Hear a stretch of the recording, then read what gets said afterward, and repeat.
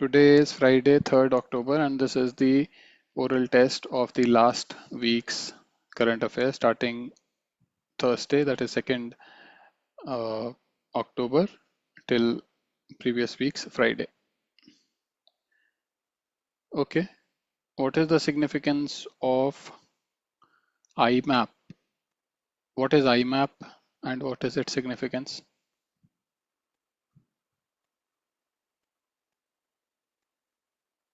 Vidhi?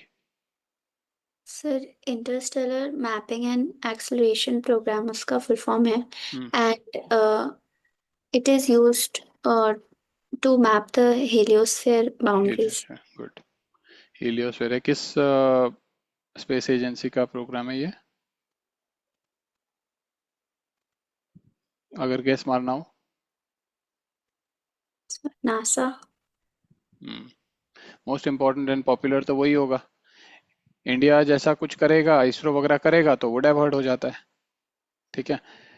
और कौन से पॉइंट से ये ऑपरेट करेगा यदि?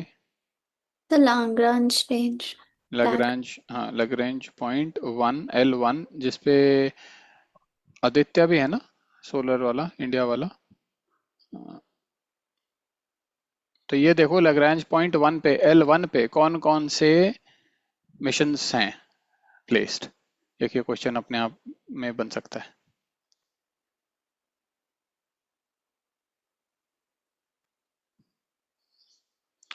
एरोसोल इंजेक्शन बड़ा न्यूज में है अभी, ये दिल्ली में भी चल रहा है IIT कानपुर के साथ trials.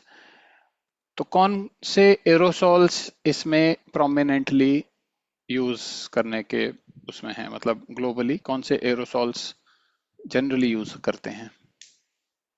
Prasoon? Sulphur based aerosols, sulphur dioxide और सल्फर एरोसोल्स. और Chahak? Stratospheric aerosol. Stratospheric aerosol क्या होता है? कौन से एरोसोल्स डालेंगे?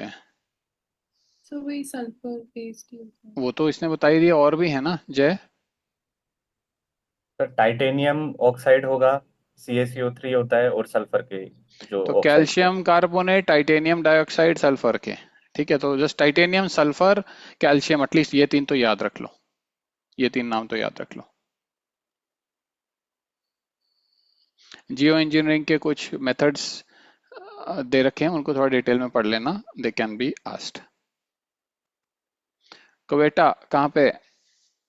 क्वेटा कहाँ पर है प्रसून? बालूचिस्तान कैपिटल. लेटे सेबू बिलिरन क्या है? Why were they in news? जय? सर फिलीपींस के आइलैंड्स हैं जहाँ पे अभी 7 मैग्नीट्यूड का अर्थक्वेक आया था. प्लेट टेक्टोनिक्स देख लेना. अर्थक्वेक कई आ चुके हैं. अफगानिस्तान में आ गया, टर्की में आ गया, फिलीपींस में आ गया, इंडोनेशिया में तो आता ही रहता है. ठीक है. प्लेट टेक्टोनिक्स, और अभी ये ग्रेट हिमालयन अर्थक्वेक भी उस टाइम पे पीछे न्यूज में चल रही थी, वो आर्टिकल था बड़ा. ग्रेट हिमालयन तो पूरा प्लेट बाउंड्री देख लेना. दोबारा से मैप रिवाइज करना प्लेट टेक्टोनिक्स का, मेजर बाउंड्रीज, माइनर बाउंड्रीज, कौन सी मेजर प्लेट है, माइनर प्लेट है, कहाँ कहाँ से गो थ्रू कर रहा है. खासकर कि मेडिटेरेनियन से लेके यहाँ इधर तक, पूरा पैसिफिक तक, इंडोनेशिया तक, कौन से कंट्रीज टच होते हैं, क्या कंट्री का बाउंड्री कहाँ पर है, कौन से माउंटेन्स कहाँ आ रहे हैं. ठीक है, कैसी बाउंड्री ट्रांसफॉर्म है, कि कन्वर्जिंग है, कि डाइवर्जिंग है, ये सारे पता होने चाहिए.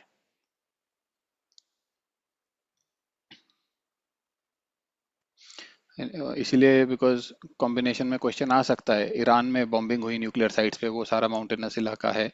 टर्की का माउंटेनस इलाका है. अफगानिस्तान का माउंटेनस इलाका है. पूरा हिमालय आ जाएगा, फिर ये घूम के नीचे बर्मा तक आता है नीचे, फिर इंडोनेशिया का है. ठीक है ना, पूछ सकता है.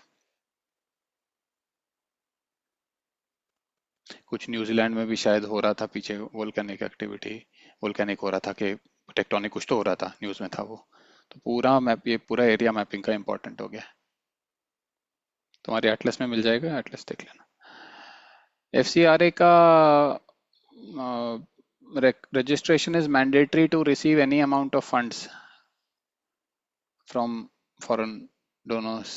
जय, ट्रू हाँ सर, होना, फॉरेन डोनर के केस में तो ट्रू होगा।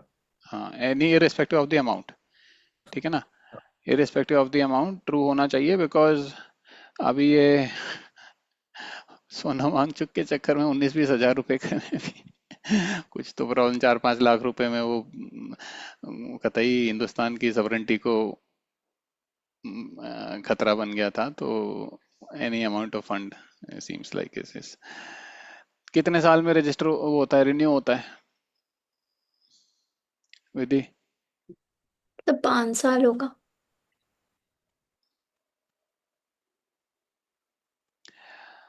गुजर साहब कैमरा खोल लो प्लीज, कैमरा क्लोज करके नहीं कर पाएंगे क्लास हम। आपकी बार का जो कुछ बोल रहे हो क्या भान सिंह? Yes, sir. So बताओ। this is my first class, sir. हाँ, welcome welcome, most welcome. Sir, where we can read current affairs, your classes?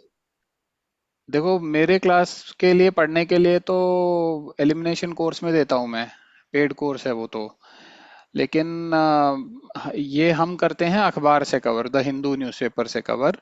तो अगर आप खुद कर सकते हो या किसी भी और सोर्स से कहीं से भी हिंदू अखबार कवर करना होता है तो आप पढ़ के आ सकते हो। और अगर पेड ही मतलब मेरा वाला ही चाहिए तो फिर उसमें तो फिर एलिमिनेशन कोर्स ही आपको बाय करना Okay, पड़ेगा। sir. क्या है अभी मॉनसून का, आईएमडी का रिजल्ट? मॉनसून कैसा रहा इस साल विधि? तो इस साल 8% ज्यादा मानसून है एंड IMD 30 सितंबर तक ही करता है।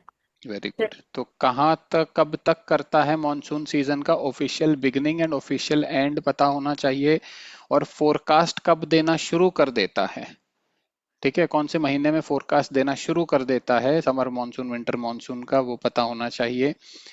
स्टार्टिंग एंडिंग पॉइंट्स पता होने चाहिए। And official dates of monsoon, क्या आईएमडी का forecast official dates of monsoon के साथ कोटरमिनस है कि वो थोड़ा आगे पीछे है, ठीक है, ये देख लेना। क्या पूरे इंडिया को एवरेज मतलब 8% है कि कितना है उतना मैटर नहीं करेगा, लेकिन अबव नॉर्मल था कि बिलो नॉर्मल था, ये इंपॉर्टेंट है। तो क्या पूरे हिंदुस्तान में अबव नॉर्मल मॉनसून हुआ है? नहीं हुआ है, ठीक है, वो तो नहीं ही होगा, वो तो कुछ एरियाज में होता है।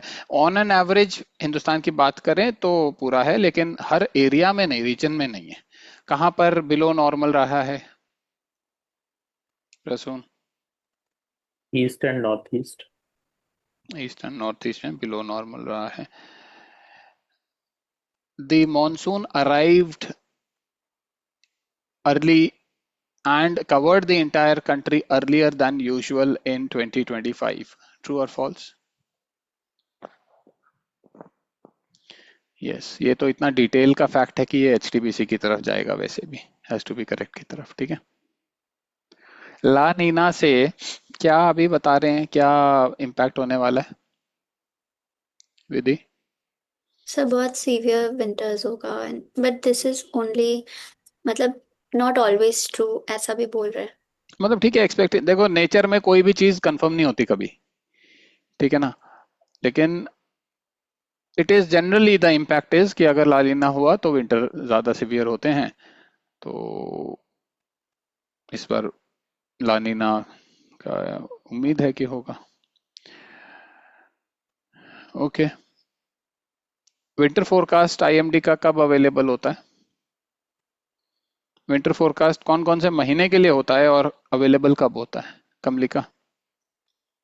So it's available in November और months probably November, December, January तक जाते होंगे। दिसंबर जनवरी फरवरी, नवंबर में आ जाता है, दिसंबर जनवरी फरवरी। तो इसका मतलब ब्रॉड तुम ये मान लो, एक बार अगर फोरकास्ट इश्यू होता है तो वो 3 महीने का रफली पीरियड कवर करता है, जस्ट अ कॉन्टेक्स्ट, ठीक है, क्योंकि ये पूछा हुआ यूपीएससी ने एक्चुअली, मैं इसीलिए बोल रहा हूँ। It has been asked by UPSC in PYQ. इसके अराउंड, इस आइडिया के अराउंड पूछा हुआ है। यूएन में कितनी ऑफिशियल लैंग्वेजेस हैं प्रसून? 6. नाम बोलो। Arabic, Chinese, English, French, Russian, and one more, वेदी? Spanish. स्पेनिश। चाइनीज है, ध्यान रहे। वैसे चाइना की लैंग्वेज को चाइनीज नहीं बोलते, मैंडरिन बोलते हैं, ठीक है ना। ये चाइनीज बोलते हैं, okay.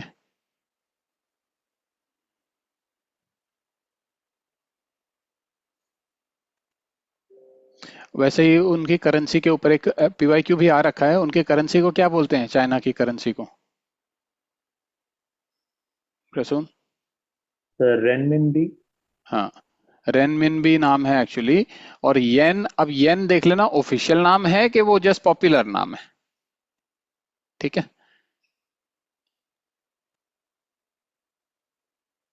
Which is the most translated document in the world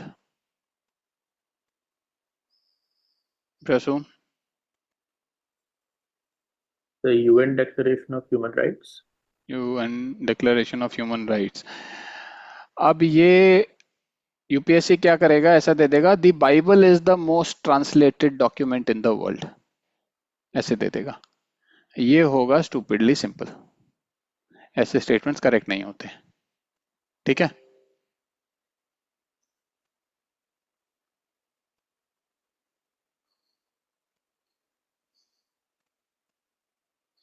reconstructing India किसने लिखी थी? रिकंस्ट्रक्टिंग इंडिया एक seems like it's a book. किसने लिखी थी Prasoon? The M. Vishveshwaraya. Visvesvaraya, ठीक है। वो विश्वेश्वरैया स्टील प्लांट वही वाला होगा ना ये? Yes, sir. इसका फुल नाम देख लेना, एम फॉर मोक्षा गुंडम। मोक्षा गुंडम, ठीक है। कई बार यूपीएससी फुल फॉर्म भी दे देता है, पूरा नाम भी दे देता है, तो फिर वो कंफ्यूजन ना हो। तो बेसिकली इंजीनियर था, एजुकेशन, इंजीनियरिंग एंड इंफ्रास्ट्रक्चर के फील्ड में काम किया है। ये बुक का नाम है। सेम वे मुथुलक्ष्मी रेड्डी और पीसी मालनोबिस का तो जनरली पता होता है। पीसी मालनोबिस की बुक का नाम बता सकते हो, famous book Vidhi? The planned democracy. Planning democracy. कौन सा 5 ईयर प्लान इन्फ्लुएंस्ड है पीसी मालनोबिस से? जय? Second 5 year plan sir.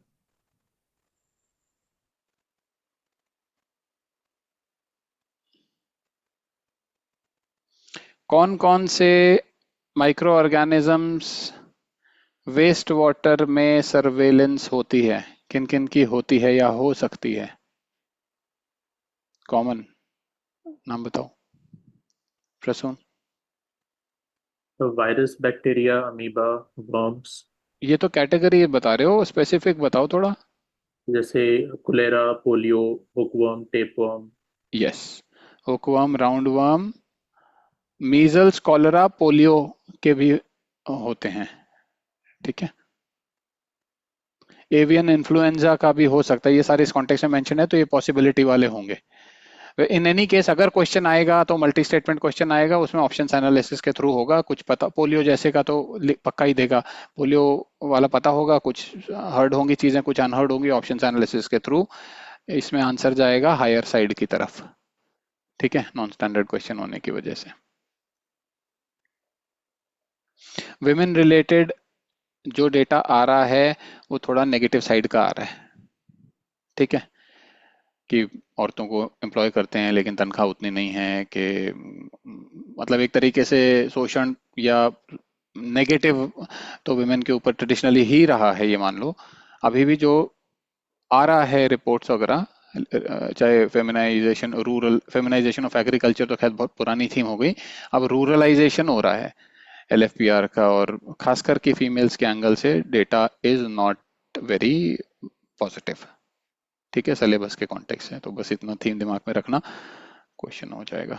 In any case जो क्वेश्चन आएगा वो फिर या तो इतना टफ आएगा उसको हिला नहीं पाओगे, it will be like NSSO 70th survey agriculture का, कुछ तो 4 सेंटेंस दे देगा, very difficult 2 sentences will be. तो at best what you can do is just focus on the trends, broad मोटी बात क्या है, उसके बाद फिर ऑप्शंस एनालिसिस के थ्रू होता है। एक आध सेंटेंस पता होगा और बाकी फिर उसमें कई बार ट्रैप्स रिपीट हो जाते हैं, कई बार कॉन्फ्लिक्टिंग सेंटेंस होंगे, ऑप्शंस एनालिसिस के थ्रू जनरली होता है वो।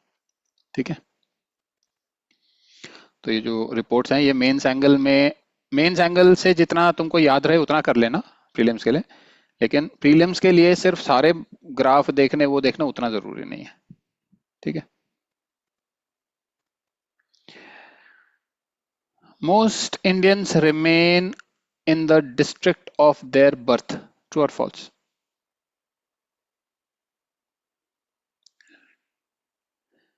भान सिंह, क्या लग रहा है, सच है कि गलत है ये sentence? Most Indians remain in the district of their birth. Sir true है सर। शाबाश, ट्रू है। ये तो ट्रू ही होना है, STPC kind of sentence, unpreparable sentence.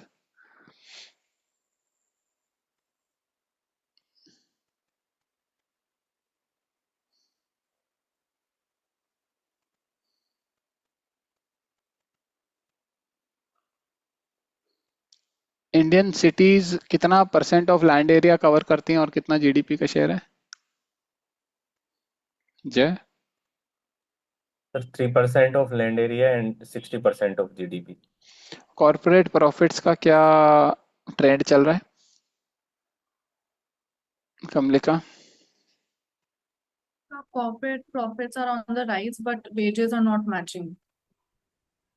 Wages have stagnated. तो वेजेस के कॉन्टेक्स्ट में लोग परेशान हैं, वो तो आ भी रहा था पीछे।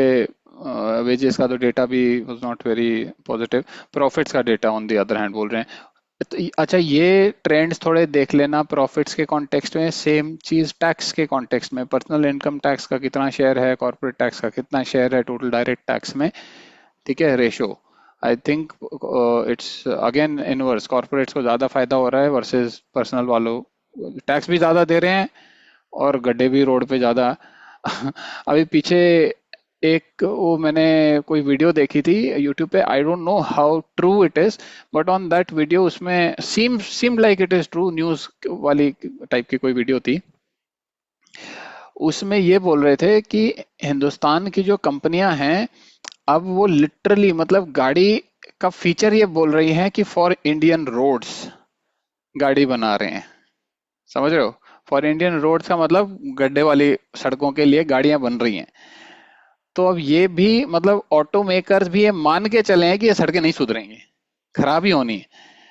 तो उसमें जरा एक्स्ट्रा शॉकर और वो लगा के फॉर इंडियन रोड्स वो गाड़ी वो कर रही हैं। अब how much of it is correct I don't know, but if it is correct ये देख लेना तुम लोग। If it is correct you can quote this in your mains कि हालत ये हो रही है कि बाहर के देशों में तो गाड़ियां EV and this charging and that battery and इस टाइप के होता है इनोवेशन, और यहाँ पे तो हमारी उल्टी गंगा बह रही है।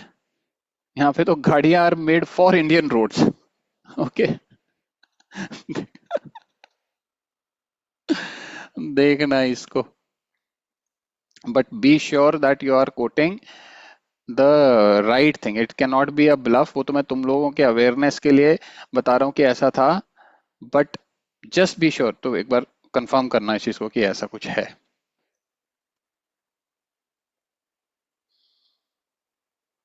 कितनी % पॉपुलेशन 35 ईयर्स के अंडर है इंडिया में? प्रसून? Around 70%. 65, 2/3 बोल लो। प्रतिभा सेतु इनिशिएटिव क्या चीज है? प्रतिभा सेतु क्या चीज है? जय? सर यूपीएससी का ही क्रिएटेड प्लेटफॉर्म है कि अगर कोई इंटरव्यू स्टेज तक पहुंच जाता है तो उसको और कोई इंडस्ट्रीज, प्राइवेट सेक्टर या फिर और कोई PSUs वगैरह है तो वो सब्ज्यूम कर ले अपने एम्प्लॉयमेंट में। चलो ये तो देखो एक अच्छी बात करी है। यूपीएससी का तो खैर इतना अनसर्टेन है कि कोई पहुंचे तो इनको उल्टा और ज्यादा सपोर्ट करना चाहिए, what ever they can. This is a good thing. ऐसे में क्या होगा, यूपीएससी ये जो एग्जाम में जब देगा प्रतिभा सेतु वन स्टेटमेंट क्वेश्चन में देगा प्रतिभा सेतु रेफर्स टू ABCD एक में पक्का देगा it's a bridge made in J&K, ठीक है, टू क्या बोलेंगे, प्रतिभा रिलेटेड कुछ बोल देगा, economic potential of the state को बड़ा वो करने के लिए। ये तो स्टूपिडली सिंपल होगा, ऐसे ऑप्शंस आंसर नहीं होते। ठीक है, कौन सी कमेटी के रिकमेंडेशंस पे बना था यूपीएससी? पान सिंह। सर मेरा डाउट था, जो प्रतिभा सेतु है सर, जो ये डिफेंस के लिए भी है क्या सर, या फिर सिर्फ यार यूपीएससी के एग्जाम से फोकस के लिए? भाई ये देखो, नॉलेज का तो मैं कुछ नहीं बता पाऊंगा, ये तो तुमको खुद देखना पड़ेगा। मैं सिर्फ ये बता सकता हूँ ये किस लाइंस पे क्वेश्चन पूछने का संभावना है और कहाँ तुमको ट्रैप करेगा मोस्ट लाइकली। मेरा मतलब मेन काम सिर्फ मैं रिसर्च का और एक्सपेक्टेड क्वेश्चंस पे मैं काम करता हूँ, ऐसे टीचिंग वाला काम मैं नहीं करता हूँ, तो इन्फॉर्मेशन एंगल से तो यार मैं हेल्प नहीं कर पाऊंगा। कौन सा कमीशन से यूपीएससी का रिकमेंडेशन हुआ था विधि? The Lee Commission 1924. किसने हेड किया था? Sir, big loss. बारकर।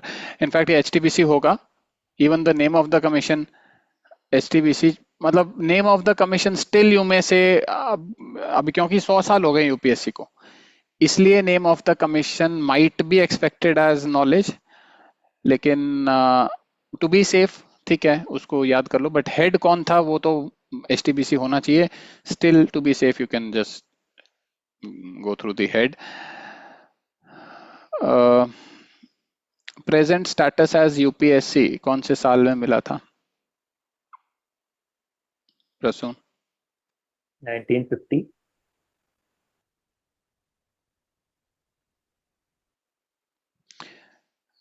पहली बार कौन से लॉ में इस्टेब्लिश हुआ था ओरिजिनली यूपीएससी? बड़ी आदत है यूपीएससी को ना, ओरिजिनली इस्टेब्लिश्ड इन या इनिशियली इस्टेब्लिश्ड इन ऐसे करके पूछ लेता है। कौन से लॉ में इस्टेब्लिश हुआ था जय? सर ओरिजिनली 1919 से आया था। गवर्नमेंट ऑफ इंडिया एक्ट 1919, उसमें पब्लिक सर्विस कमीशन के नाम से था। उस टाइम पे ऐसा ही था, थोड़ा इनिशियल स्टेजेस में ही था, बाद में मेन इसका हुआ था 1935 वाले लॉ में।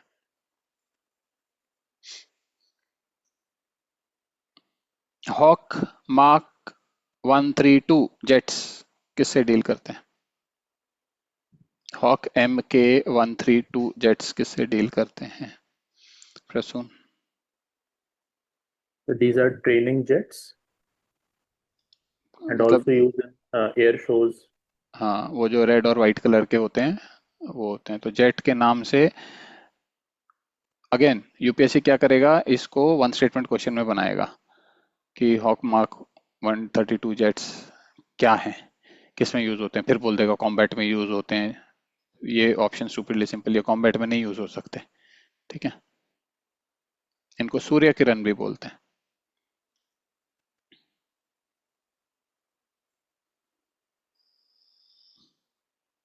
कौन सी कंट्री ने अभी 90% ऑफ फॉरेस्ट को प्रोटेक्ट करने का प्लेज किया है प्रसून? Suriname. सूरीनाम, इसका मैपिंग कर लेना कहाँ पर है सूरीनाम, इसके आजू बाजू के कौन कौन से कंट्रीज हैं। कितना % of Suriname is heavily forested? कम लिखा? It's around 92 to 93%. More than 90%, ठीक है ना। अब ये ऑफ कोर्स ये उसमें नहीं आएगा, इट विल नॉट आस्क कि कितना % of Suriname is heavily forested, it will just say more than 90% of Suriname is heavily forested, है ना। तो अगर सूरीनाम का लोकेशन पता है तो तुम इसको ट्रू बोल सकते हो। अब ये फॉल्स भी बोल सकता है अगर इसने कोई अफ्रीका की कंट्री दे दी, माली दे दिया, most of Mali is heavily forested, वो तो साहिल रीजन की है, वो तो हो नहीं सकती, इस टाइप का ट्रैप डालेगा, ठीक है। तो अगर ये पता है कि सूरीनाम जो है साउथ अमेरिका की कंट्री है और अफ्रीका में भी 50 देश हैं, मॉरिटेनिया, वेस्टर्न सहारा, बहुत सारे कंट्रीज हैं जिनका नाम नहीं सुना होगा अगर मैपिंग ठीक से नहीं करोगे तो पता नहीं चलेगा कि सूरीनाम किधर है। तो अगर उसका लेटीट्यूड नहीं पता या कॉन्टिनेंट नहीं पता तो फिर मुश्किल हो सकती है, अदरवाइज ऐसे क्वेश्चंस HTBC होते हैं, हैज टू बी करेक्ट। ठीक है। UN का 30x30 गोल क्या है? जय। 30% ऑफ लैंड एंड ओशन को प्रोटेक्ट करना है बाय 2030। लैंड भी एंड ओशन भी, ठीक है, और 2030 है, याद रखना।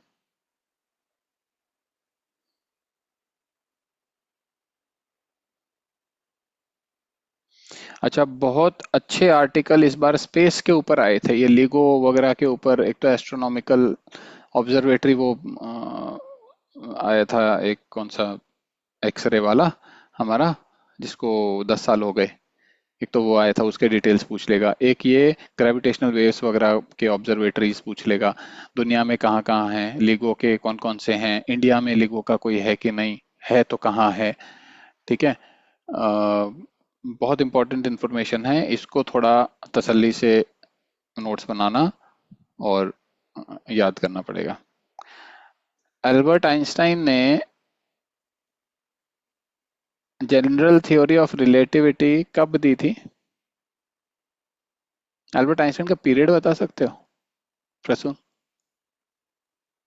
around 1920s. मतलब अर्ली 20th सेंचुरी का है ये। ठीक है। डेथ कब हो गई थी? मतलब ओपनहाइमर, ओपनहाइमर मूवी देखी हुई है मैंने तो, मतलब उसमें न्यूक्लियर वाला था, है ना। वो वर्ल्ड वॉर 2 के टाइम की बात चल रही थी, वो हिरोशिमा वगैरह की, तब एल्बर्ट आइंस्टाइन जिंदा था। ठीक है। तो लेकिन तब फैग एंड चल रहा था उसका, बिल्कुल ही बूढ़ा हो गया था। तो इसका मतलब इसका जो मेन काम है, सबसे फेमस इसकी जनरल थ्योरी ऑफ रिलेटिविटी है, उसके ऊपर सवाल आ भी रखा है। तो वो आई थी फर्स्ट वर्ल्ड वॉर के आसपास। तो ये एल्बर्ट आइंस्टाइन, क्योंकि तभी एल्बर्ट आइंस्टाइन और ये गांधी और ये सब वो हैं सारे एक ही टाइम के। ठीक है। और हमारे टाइम में भाई देखो, वो जनरेशन थी जब जिनको एल्बर्ट आइंस्टाइन मिला, गांधी मिला, विवेकानंद भी मिला, रामकृष्णा। और यार हमको क्या मिल रहा है तुम देख लो यार। ठीक है। एक तो ट्रम्प ही मिल रहा है, बाकी तुम देख लो, बहुत दुनिया के देशों में ट्रम्प हैं आजकल, तो देख लो तुम। ओके। लेकिन तो गुड थिंग है, हमको सोनम वांगचुक जैसे लोग भी हैं। ठीक है। बट अनफॉर्चुनेटली थोड़े लोग हैं ये। ओके। सो ये अच्छे से कर लेना भाई, डिटेक्टर वाला आ चुका है। इस पे न्यूट्रिनो डिटेक्टर पे आया हुआ है, आइस क्यूब के ऊपर। इंडिया वाले पे नहीं आया, लेकिन it is expected on those lines. ये सारे जितना भी स्पेस बेस्ड इंफ्रास्ट्रक्चर होता है उस पे रहता है। अब ये न्यूक्लियर फ्यूजन का भी कुछ तो आ रहा था, वो टोकामक कौन सा कुछ हो रहा था चाइना का, उस पे आ रहा था। तो बहुत ज्यादा फैंसी प्रिपेयर करने की जरूरत नहीं होती, लेकिन whatever I am giving उतना तुम ढंग से कंट्रोल कर लिया तो any question on science and tech, ET knowledge के थ्रू नहीं तो ईटी के थ्रू बन जाने का कैपेबिलिटी आ जाएगी। और अगर नहीं हो रहा, ईटी से भी नहीं हो रहा, एलिमिनेशन से भी नहीं हो रहा, तो छोड़ दो क्वेश्चन, फिर छोड़ने का है। ठीक है। बहुत फैंसी की जरूरत नहीं, बेसिक्स करो, लेकिन बेसिक्स अच्छे से करो।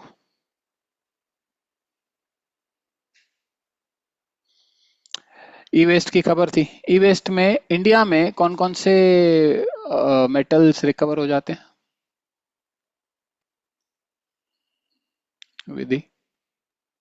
लिथियम, कोबाल्ट, निकल, कॉपर, एल्युमिनियम।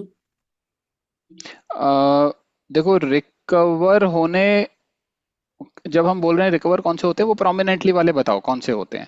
बिकॉज वैसे तो कहने के लिए ऑल कैन रिकवर, थोड़े थोड़े अमाउंट में तो एनीथिंग कैन बी रिकवर्ड। लेकिन अगर ऐसा क्वेश्चन आ गया, और जो कि आने का बहुत हाई चांस है, बिकॉज ई वेस्ट के ऊपर ऑलरेडी क्वेश्चन आ रखे, एक्सटेंडेड प्रोड्यूसर रिस्पॉन्सिबिलिटी पे आ रखा है। अब जो आएगा नेक्स्ट क्वेश्चन हाईली लाइकली कि ई वेस्ट के मिनरल्स दे देगा कौन कौन से इंडिया में होते हैं रिकवर। अभी तक जो आया था जनरली वो नॉर्मल ई वेस्ट के मिनरल्स के ऊपर आया था। आई थिंक आ रखा है वो मिनरल्स के ऊपर, कुछ तो आया हुआ है। ई वेस्ट पे था कि किस पे था, आई डोंट रिमेंबर, बट आ रखा है मिनरल्स पे।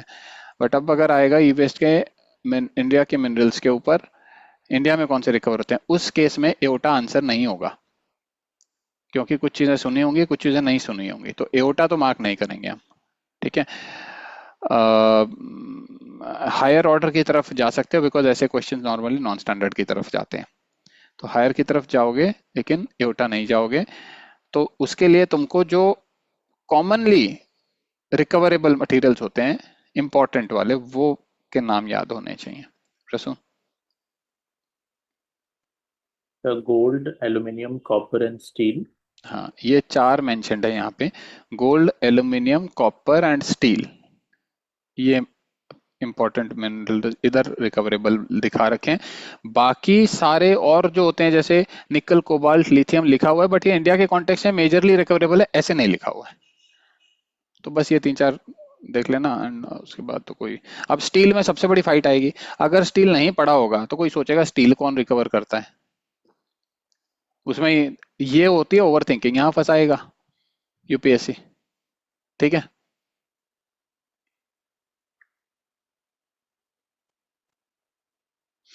गोल्ड के जो ओरिजिन्स हैं टेरेस्ट्रियल नहीं है, पीछे आर्टिकल भी था ना, दिस कैन एक्सप्लेन, कोई कॉमेट के कॉन्टेक्स्ट में कोई आर्टिकल था, या किसी स्पेस के कॉन्टेक्स्ट में कुछ तो आर्टिकल था, एंड उसमें ये लिखा था this can explain the origins of gold. तो गोल्ड का अगर ये स्टेटमेंट आए कि gold has extra terrestrial origins, तो ये ट्रू स्टेटमेंट होगा, क्योंकि काउंटर इंटुइटिव भी है, बिकॉज किसी भी मेटल को एक्स्ट्रा टेरेस्ट्रियल मुश्किल ही है बोलना। गोल्ड के केस में एक्स्ट्रा टेरिटोरियल ही निकल रहा है मुझे, टेरेस्ट्रियल गोल्ड के केस में है, तो ये ट्रू होगा, काउंटर इंटुइटिव स्टेटमेंट है, नहीं तो स्टूपिडली सिंपल हो जाएगा अदरवाइज। अगर अर्थली ओरिजिन्स हो गए तो फिर तो कोई सेंस नहीं है ना सेंटेंस देने का। विधि? तो ऐसा क्वेश्चन आया हुआ है 2023 में भी सर, कोस्टल के बेसिस में पूछा था कि हाँ, विच। प्लेसर का आ रखा है ना, वैसे ही देखो इसने हर साल पूछना होता है, कुछ ना कुछ क्रॉप्स पे पूछना होता है, 1-2 क्वेश्चन क्रॉप्स पे देगा, 1-2 क्वेश्चन मिनरल्स पे देगा, तो कभी कभी डिपॉजिट्स का दे देगा, कभी ओरिजिन्स का दे देगा, कभी यूज का दे देगा, कभी पोल्यूशन का दे देगा, थीम सेट होती हैं, इन्हीं के अराउंड इसने पूछना है। और तुम्हारा काम सिर्फ जो तुम्हारी एनसीईआरटी में 6 to 12th में जो मेंशन्ड है और जो करंट अफेयर्स में मेजर मोटी बातें जो चल रही बस उतना करने का, उसके बाद एलिमिनेशन से सॉल्व होता है क्वेश्चन। ठीक है, वासेनार अरेंजमेंट में डिसीजन कैसे लिए जाते हैं? कमले का कंसेंसस बेसिस। कंसेंसस बेस्ड होता है, इसका मतलब एक कंट्री भी डिसीजन रोक सकता है, वेटो सबके पास है। फिर अब ये यूपीएससी देगा तो फिर वो ऐसे ही बना के देगा, any country like all countries have a veto in Wassenaar arrangement, if it doesn't want to use the word veto तो फिर वो बोल देगा by consensus of each member, ऐसे करके बोल देगा। ये लगेगा बड़ा ही counter intuitive because normally majority से होता है, तो ये स्टूपिडली सिंपल वाले एंगल से भी हो सकता है, काउंटर इंटुइटिव एंगल से भी हो सकता है। ठीक है, इंडिया ने कब ज्वाइन किया वासेनार अरेंजमेंट? कब लिखा? 2017। 2017 में किया।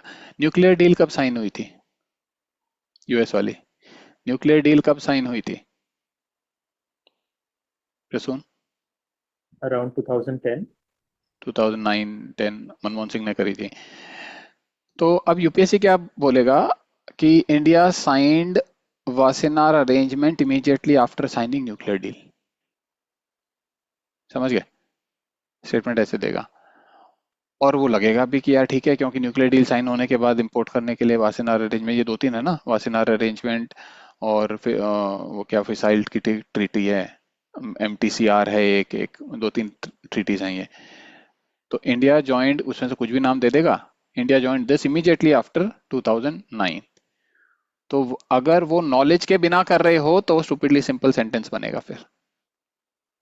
ठीक है, अगर नॉलेज है तो ठीक है, नॉलेज नहीं है तो वो सेंटेंस स्टूपिडली सिंपल बनेगा, बिकॉज ये इसीलिए तुमको वो कर रहा है, पुश कर रहा है कि ऑब्वियसली उसके बाद ही होगा, इमीडिएटली बाद ही होगा, बिकॉज इंपोर्ट करना है व्हाटएवर।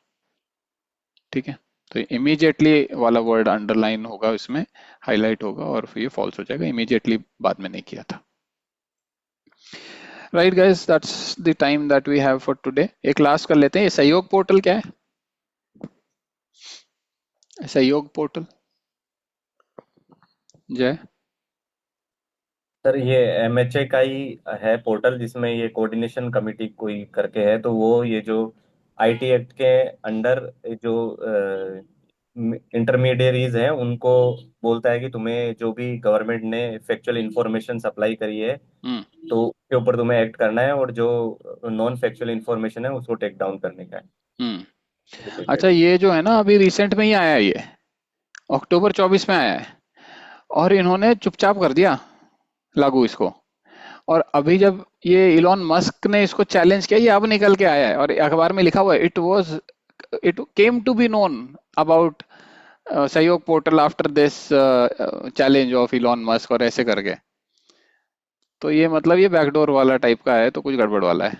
ठीक है, इसमें क्या है, ऑटोमेटेड, किसी का कोई वीडियो नहीं पसंद आया, वो एक अफसर, अभी चल भी रहा था, इस पे डिबेट चल रहा था, अभी पीछे एक आध दिन पहले की न्यूज डिबेट थी यूट्यूब वाले पे ही, कि कोई वो गवर्नमेंट अफसर इस पे मारेगा एक रिक्वेस्ट। पहले क्या होता था, वो पहले ईमेल करेगा, वो कंपनी वाले देखेंगे कि हाँ भाई ठीक है कि नहीं है, फिर वो अपनी मर्जी से थोड़ा चलते थे। मनमोहन सिंह के टाइम पे यही चल रहा था ना, तब बात हो रही थी डेटा सेंटर यहाँ रखो, अपने अफसर यहाँ इस्टेब्लिश करो, तब की बात है वो डेटा सेंटर वाली। अब क्या है, ये इस टाइप का कुछ इन्होंने कर दिया। अब वो सब बाईपास करके, क्योंकि IT लॉ में ये प्रोविजन है कि अगर 36 घंटे के अंदर अंदर नहीं किया, पहले क्या प्रोविजन है कि जो भी कोई अपलोड कर रहा है वो उसकी रिस्पॉन्सिबिलिटी अपलोडर की है, उस कंटेंट की, इंटरमीडियरी की नहीं है या प्लेटफॉर्म की नहीं है। लेकिन अगर इन्होंने कंप्लेंट करी और 36 घंटे के अंदर अंदर अगर नहीं किया तो रिस्पॉन्सिबिलिटी इनकी मानी जाएगी, ये कानून बना रखा है। तो अब nobody wants to take responsibility. तो फिर ये पोर्टल में क्या किया, यू पुट अ रिक्वेस्ट और वो ऑटोमेटिक हट जाएगा, डिलीट हो जाएगा वीडियो अपने आप ऑटोमेटिक। अब ये इसीलिए इस पे केस चल रहा है, वो इलॉन मस्क ने केस किया हुआ है। तो that is the thing, that's why it has come to four.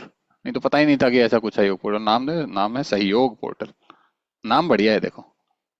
ठीक है विधि, सर ये बहुत न्यूज में था। कब? सर अभी OT में भी कवर किए सर, एलॉन मस्क जब फाइल अभी आया ना, अभी आया ना, मैं वही कह रहा हूँ, ये अभी जब आग लगी, ये हुआ कि कोर्ट केस होने के बाद न्यूज में आया, तो पता ही नहीं था ना उससे पहले। तो फिर इसलिए बड़ा जरूरी है कि देखते रहें यूट्यूब का, मतलब ऑल्टरनेट मीडिया इसीलिए कामयाब हो रहा है, because of this kind of news. चलो खैर, दैट्स इट। ज़्यादा करेंगे तो हमारा वीडियो कहीं ना सहयोग पोर्टल के थ्रू असहयोग में आ जाए। अब बस करते हैं इस हफ्ते के लिए, will continue next week. Thanks for joining.